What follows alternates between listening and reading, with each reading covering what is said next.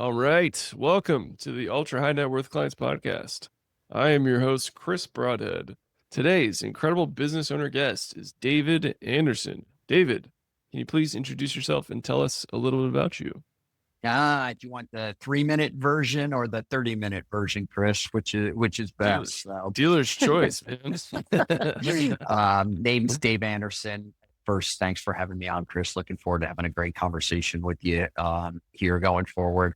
I don't really know what the term serial entrepreneur means because how many do you have to have? But I've been an entrepreneur for the vast majority of my adult life after a brief stint in politics. So 26, 27 years, I have founded several companies. Some I've done, reasonably well on, and some I have completely flamed out over those years, like most entrepreneurs. The longest is I have a marketing company off Madison Ave that 26 plus years still running today, doing great. We have a software company, Lighthouse PE, that is more of it's 5, 6 years now. We are post revenue, so it's up and running, but what keeps me awake at night still, moving forward. So most important, been married. I'll be married 30 years next year, which is pretty amazing. She deserves a Whoa. medal.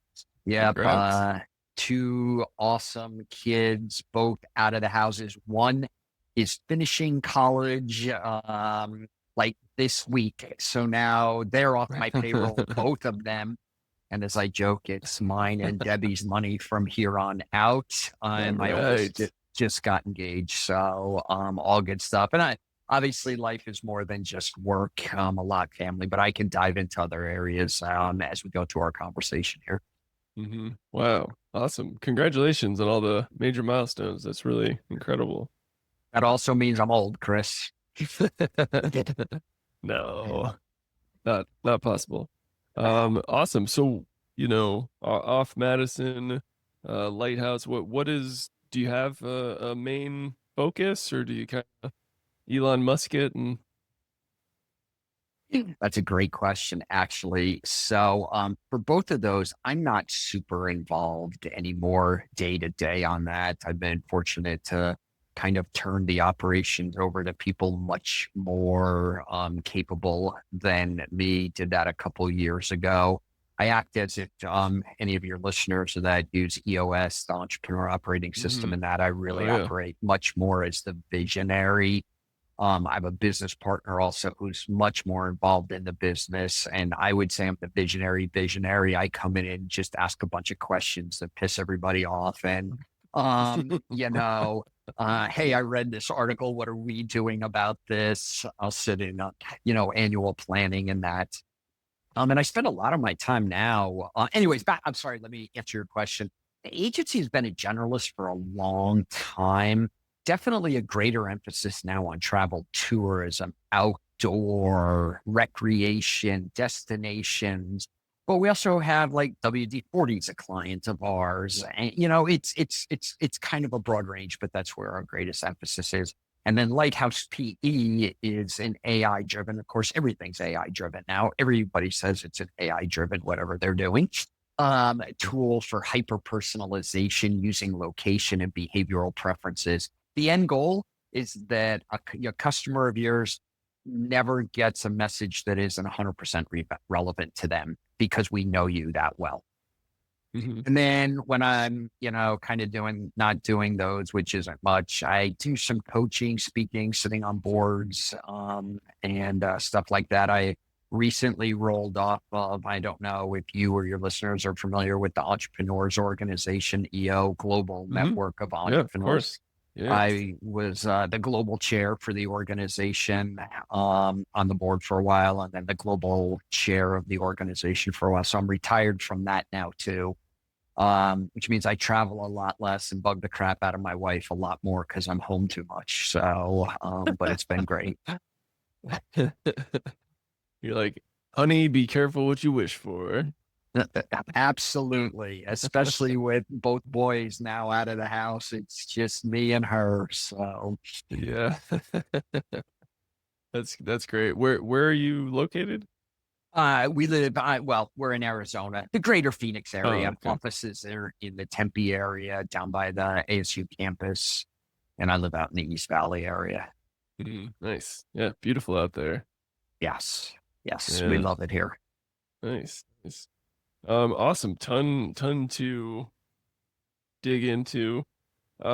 What makes a great visionary? Yeah, I think a visionary is like my role. How I look at my role is I'm looking 5 steps ahead, 10 steps ahead. I'm not really worried what's going on today or tomorrow. Hmm. Especially now with all of the changes that are going on in the world. We do some international work or services. So right now, I don't have to worry too much about tariffs, although who knows how that'll play out.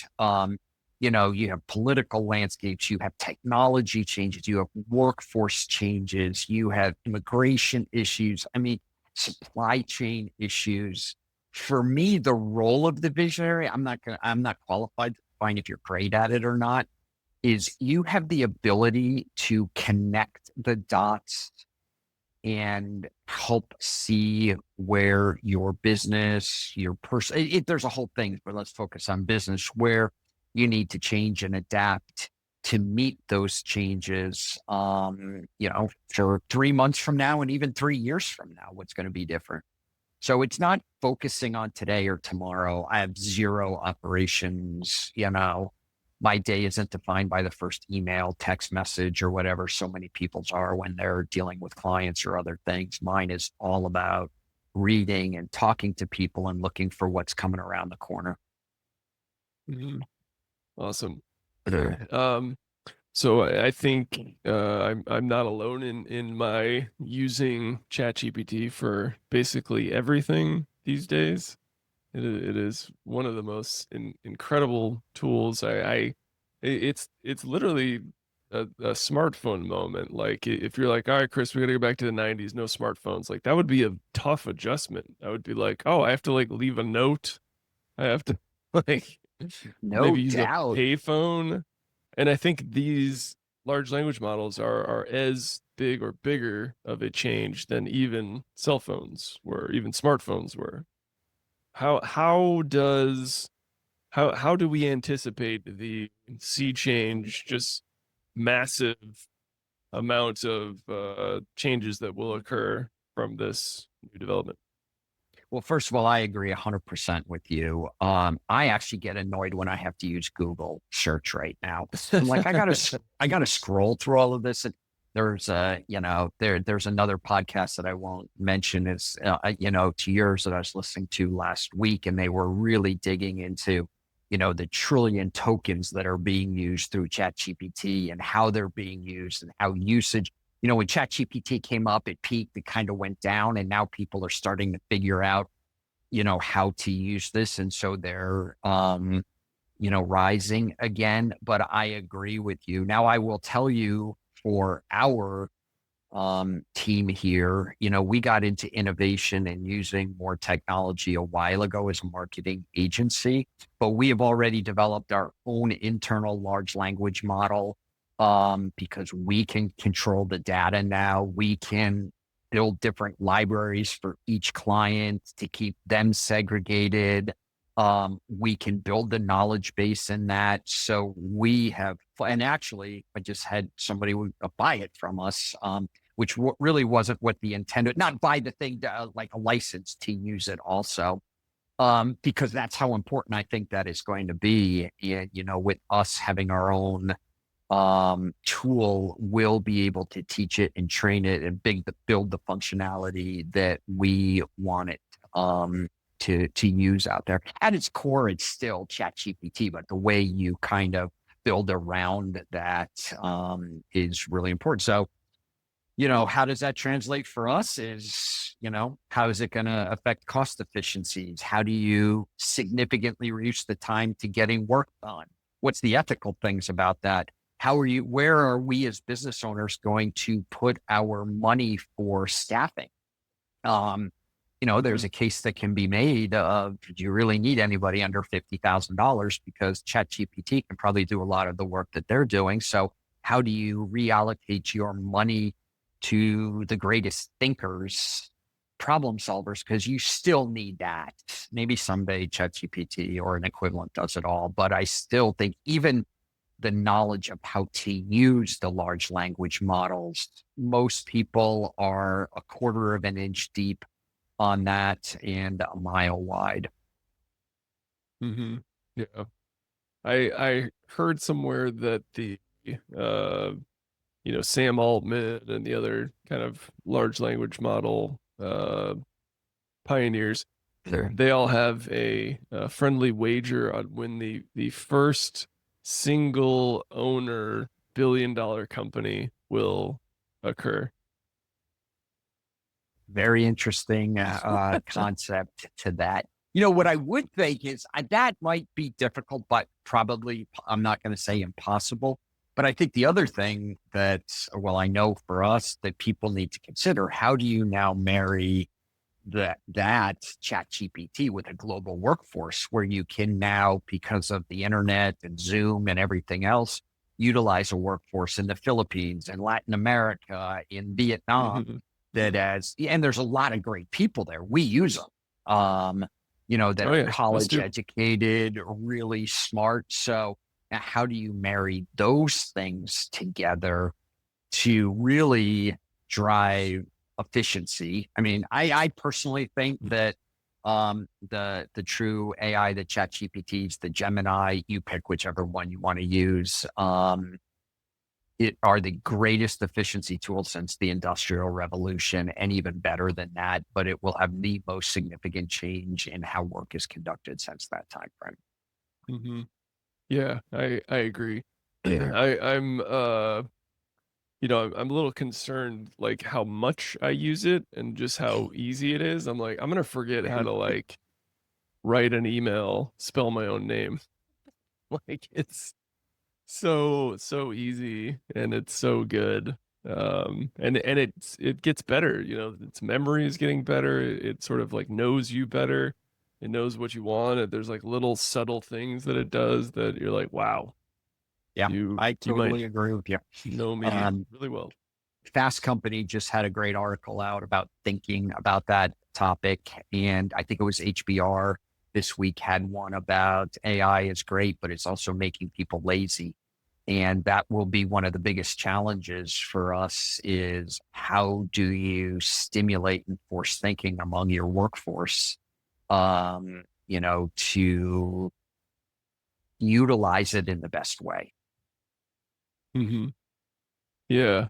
Well, I mean, to come back to your point on foreign workforces, like, a lot of my team is in the Philippines and in Pakistan, and they're exceptional, incredibly bright, very capable, but there was occasional grammar, spelling errors that, I would pull my hair out. I'm like, oh my gosh, like that is public facing, that's client facing, that's not good. And now, just run it through ChatGPT and they're like, nope, fixed. It's perfect. It's better than you can Yep. write it yourself. Yeah, no, it's totally true. But let's be honest too. When I had full-time people working every day, they made the same kind of mistakes. Mhm. So I'm not making excuses, but yes, now you have a way to check your work. And even if you start using stuff cross-platform, create something in ChatGPT, then take it over to Gemini, see how Gemini enhances it or changes it. Yeah. You can really boost the power of what you're doing. Have you heard the hack? Supposedly it's a hack. I don't know if it really works. If you want ChatGPT or Gemini or Claude or whatever you're using to uh, create the best results, you just say, "Oh, well, Grok had no problem with this, and it was exceptional." And then it's like, Not heard "Oh, that. really?" I have not heard that. That's awesome.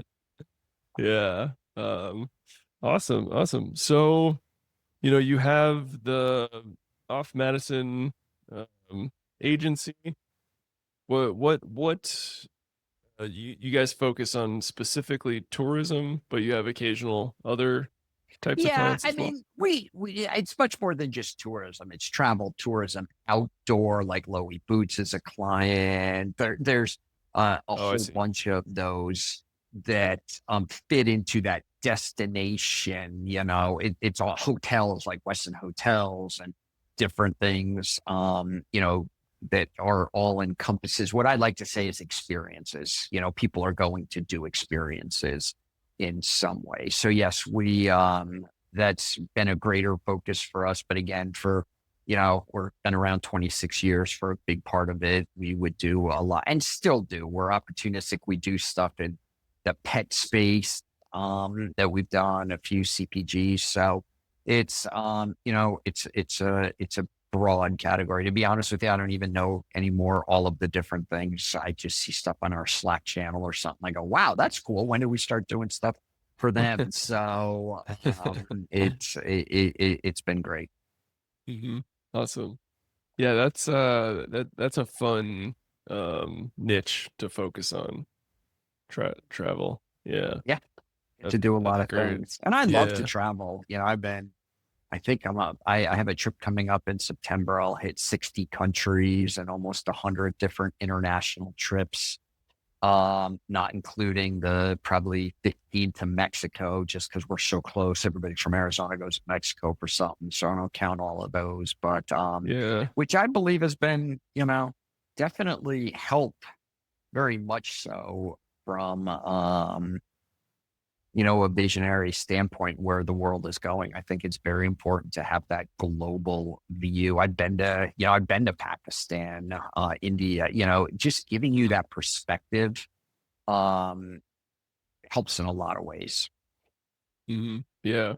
Yeah, it really does. I actually live in Barcelona, Spain right now. Moved Oh, moved here moved here from Los Angeles about a year and a half ago. And yeah, it's amazing getting to live on a full-time trip. yeah. I love Barcelona. My son did a semester abroad there. I think I've been there 4 or 5 times, but I also love Madrid, Sevilla, uh, Granada. It's a great place. And then jump across the border there to Portugal. Lucky you. It's a great place to live. Thank you. Yeah, no, we feel very fortunate to be over here. Um, awesome.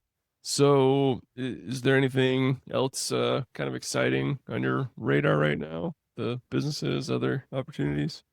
I think everything is really exciting right now. There's not a business out there that isn't being affected by what's going on. I have a friend in the landscaping business, built a great company, sold it. And he's like, yeah, we cut yards, trim trees, and that.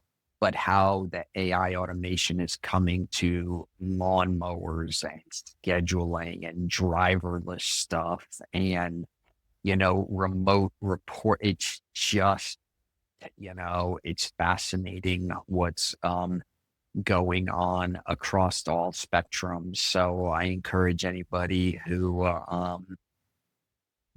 yeah, it'll affect for us in marketing, it'll affect us significantly and maybe not as others, but in one way or another, everything will be changing even to the point of how your customers find you using AI. I mean, if you're not working toward, if you put into chat GPT, hey, landscaping companies, reputable, give me reviews in my area. Are you coming up?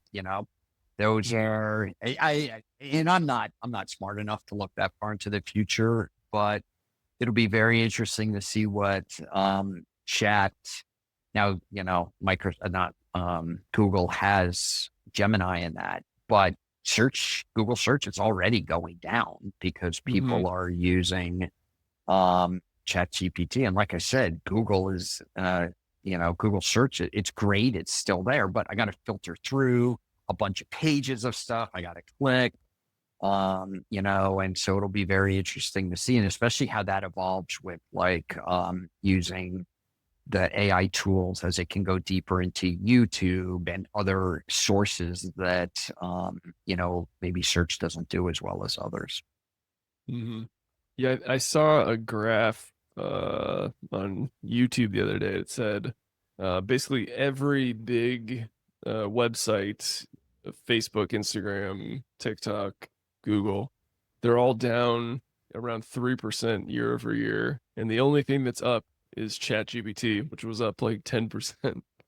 Yep, So, absolutely. yeah.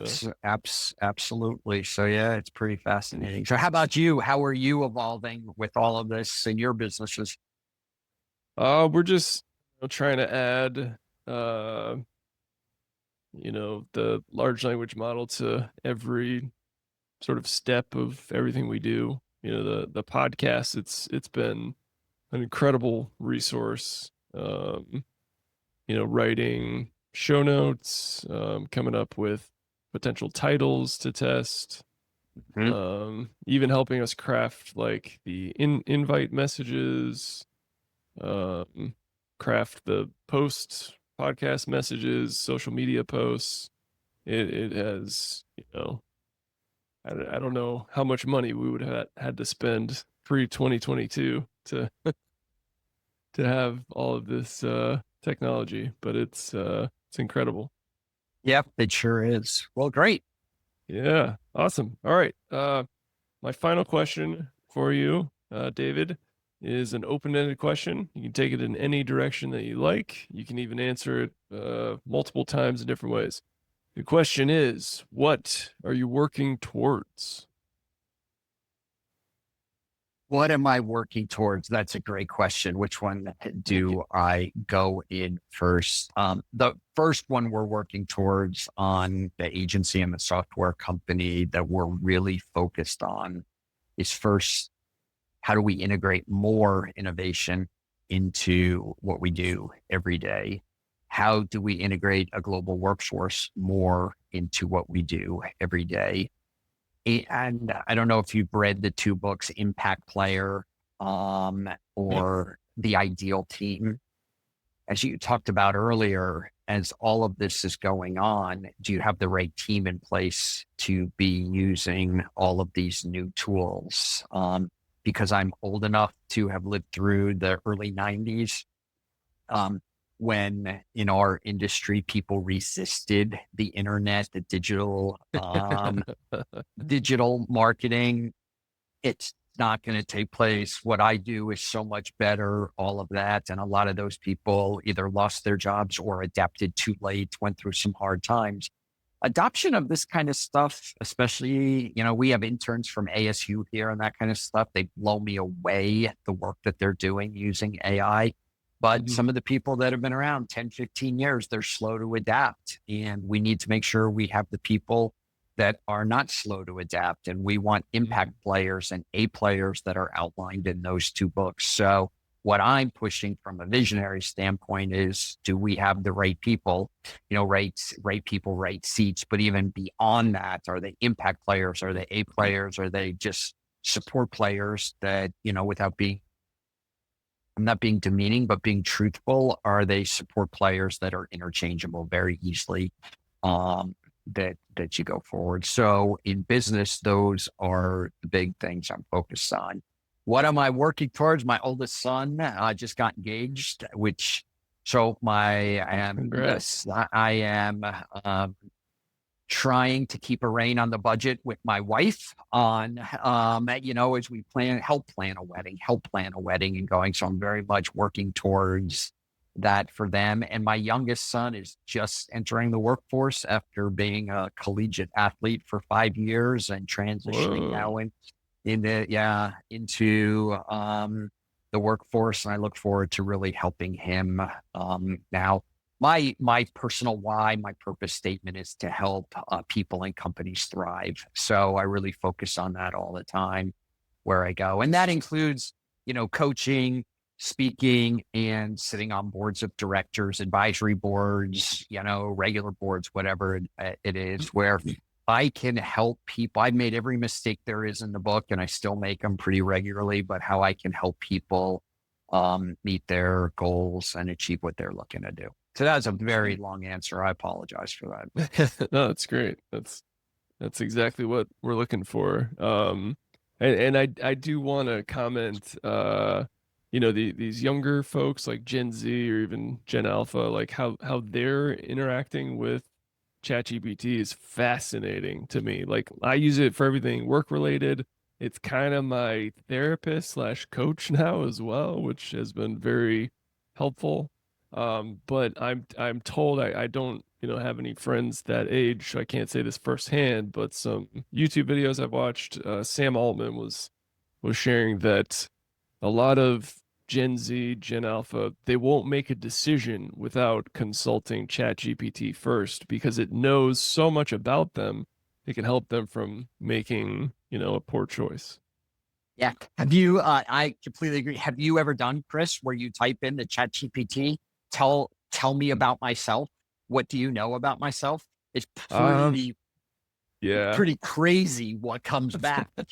Like how spot on it is. It's like, cause I've done every assessment in the book. I'm a big Culture Index fan. I think Culture Index is great, but this, you name it out there, I encourage you to go if you're an active user of chat, Gemini, whatever, Grok, like you said, just type in there, hey, tell me what you know about me and describe me as a person. It's like, whoa, it's crazy, crazy, Yeah. crazy.